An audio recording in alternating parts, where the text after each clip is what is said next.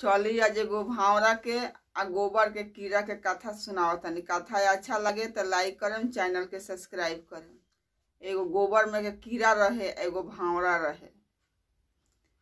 तो दोनों में खूब मने दोस्ती हो गए रहे, एकदम गहरी दोस्ती हो गए रहे। तो एक दिन गोबर के कीड़ा कहलक भावरा से कि ए दोस्त चला हमरा घरे आज के निमंत्रण पर दावत खाए। तो भावरा कहलक तो ठीक बा चल। तो गोबर के कीड़ा लिया गल उनकरा के भावरा के आ उनकरा के बैठा दहलक गोबर के ढेर भीतर। उनका के उहे परोस दलक कि अब खा।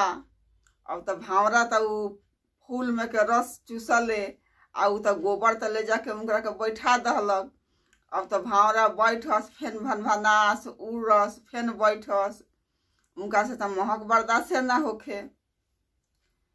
तो फेन गोबर के कीड़वा पूछलक ए दोस्त पेट भर गयल, खाना खा लेहलक। तो भंवरवा कहलक हाँ खाना तो खा लहनी, अब जाए के आज्ञा दो कि अब हम जाई।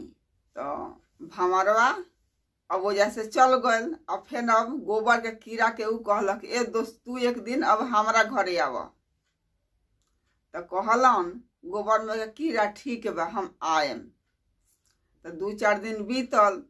तो गोबर के कीड़ा कहलन कि दोस्त तो बोल के गइल बरन तो जाए के तो जरूर पड़ी। तो वो अपन धीरे धीरे मने गइलन भावरा के घरे। भावरा तो रहत रहे फूल में आ वही में के जूस पिए, रस पिए ओमे के। तो गइलन तो उनकरा के फूल में जाके ले जाके बैठा दहलक। कहलक कि अब तू एमे खा। वही में खात रहलन। तले एगो मंदिर के पुजारी गइलन फूल तुरे। तो उ ना देखलन कि यही में गोबर के कीड़ा एगो बैठल बा। उ तुर के फूलवा ली अइलन आ लिया के भगवान जी पर चढ़ा दहलन। अब बिहान भइला फेन उ पुजारी उठा के आ फेर मने ले जाके गंगा जी में दहवा देलन। तब गोबर के कीड़ा कहता है भावरा से कि ए भाई तहरा करते हम गंगा जी नहा लहनी।